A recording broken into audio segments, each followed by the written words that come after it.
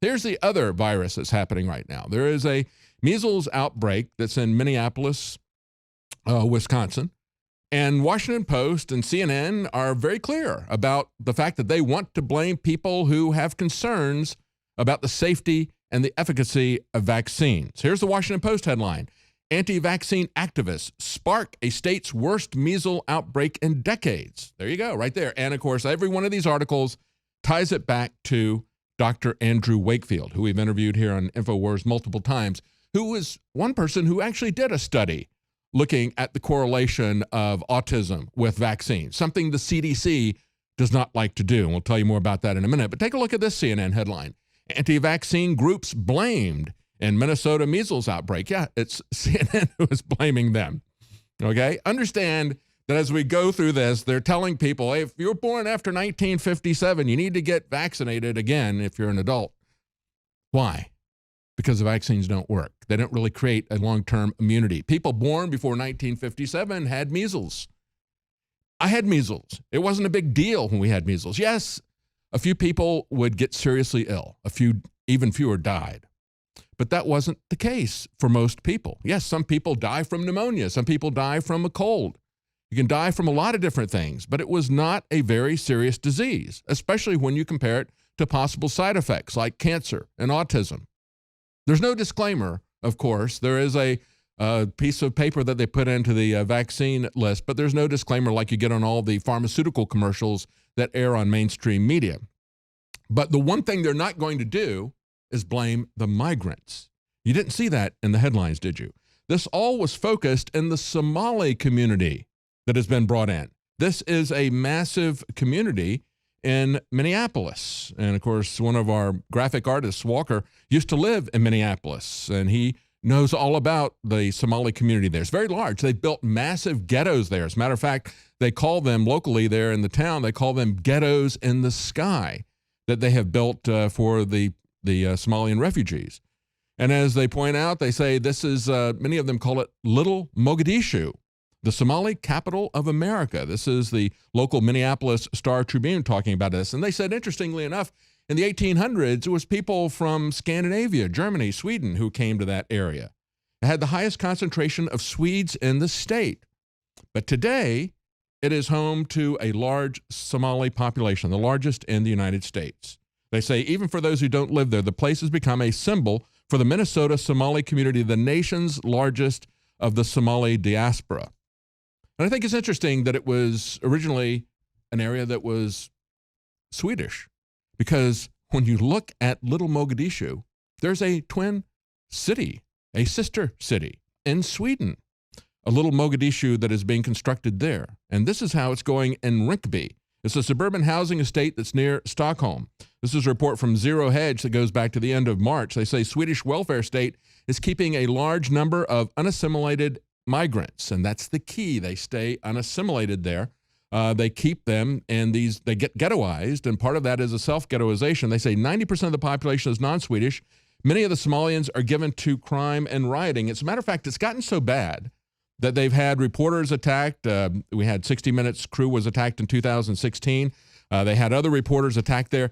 They had to shut down the police station because they point out in Zero Hedge, it was originally a police station that was for the kind of crime that they had in Swedish communities where the policemen are looking for the lost pets and so forth. They say the new police station is nothing but a fortress. It's scheduled to open in 2019. It'll cost $40 million to construct. It'll have an annual rental cost of $1.6 million. It'll have 250 personnel there for 15,000 people.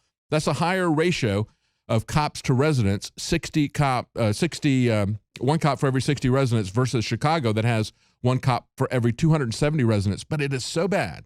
They have to have bulletproof windows, walls reinforced with sheet metal, fencing around it. They even are going to have special buses to bring the police into the area. So we don't want to talk about the migrant situation. This is avoided at all costs by the mainstream media. They will not talk about the fact that when you bring massive numbers of people into a community, disease can come with them. And again, I don't think that measles is as serious as the mainstream media believes that it is. But they talk about the fact that up until 2008, the Somalis who were coming in had the highest percentage of people being vaccinated. And then they started noticing that they were getting autism. And they blamed it on the vaccines. Isn't that amazing? And they had Dr. Wakefield come in and talk to them. And so then they put this outbreak on Dr. Wakefield because 6 years ago, he started telling people when they noticed that there was a massive increase in autism, he told them about his study. And let me point out before we get any further, that not everyone who has come down with measles is unvaccinated. They've had people who were vaccinated come down with it as well. Were they patient zero? Because we have seen that in other incidents, that the people who were vaccinated were actually patient zero. But when we look at what's going on here, they had the University of Minnesota do a study, and what they did was they compared the autism rates of people who were Somalis versus people who were not, the white community. And they said we have the same rate of autism there. What they did not do was compare the rate of autism with people that were not vaccinated in Somali versus the Somalis who were vaccinated here in America. That's the study that they won't do. But other people have done this, and we reported this. This article that was at InfoWars on April the 24th from Robert F. Kennedy Jr. said infants with DTP vaccine were 5 to 10 times more susceptible to dying from a multiple versions of causes, okay, because their immune system was damaged. This was a study that was done on African children, and they had a test case of the same population, some of them vaccinated, some of them unvaccinated, and they could see that the health issues were 5 to 10 times greater for those who had been vaccinated. This is what the Somali migrants understood.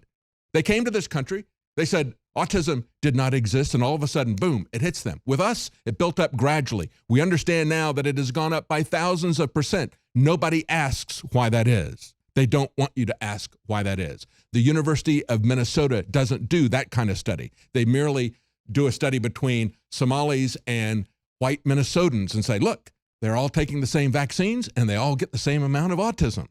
What a surprise. That is the reality. Take a look at the articles that we put on InfoWars just the last couple of days. Unvaccinated children, far healthier, have fewer disorders. Very large article. Do your own research. We'll be right back.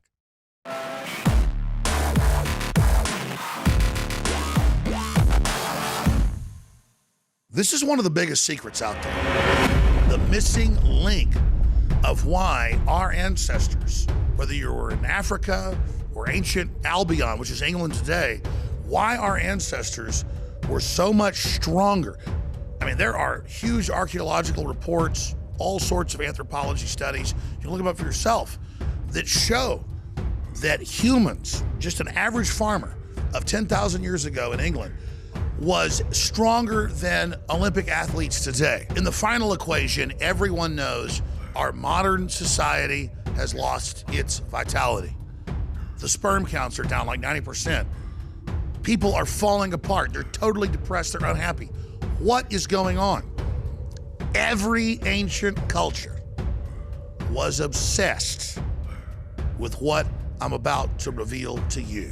Today we call it bone broth, and for thousands of years our ancestors enjoyed its benefits before it became lost to our modern diets of processed junk. That's why I'm so excited to announce the product that is undoubtedly the jewel in the crown of InfoWars Life products. Caveman. We lost our vitality because we just ignored the ancient traditions. Everyone knew that you used all the parts of the animal. You used the skin to cover yourself for shelter. You used the meat for sustenance, the fat for cooking, but you used the bones for strength. We are now introducing Caveman by InfoWarsLife.com, the ultimate in true paleo nutrition with bone broth, turmeric root, chaga mushroom, and 7 total primal superfoods in a single great tasting formula. The bone is so amazing. From the outside structure full of minerals and key cofactors to the marrow that produces the blood for the body.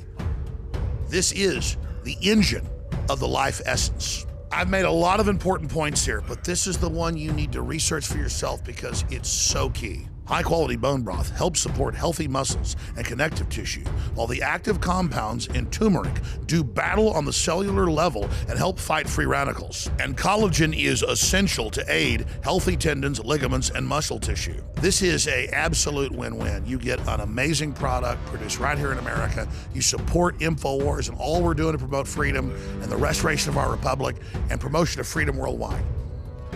The journey towards better health and giving our bodies these amazing compounds that God created starts at InfoWarsLife.com. 3 years in the making, incredible research, and the very best ingredients.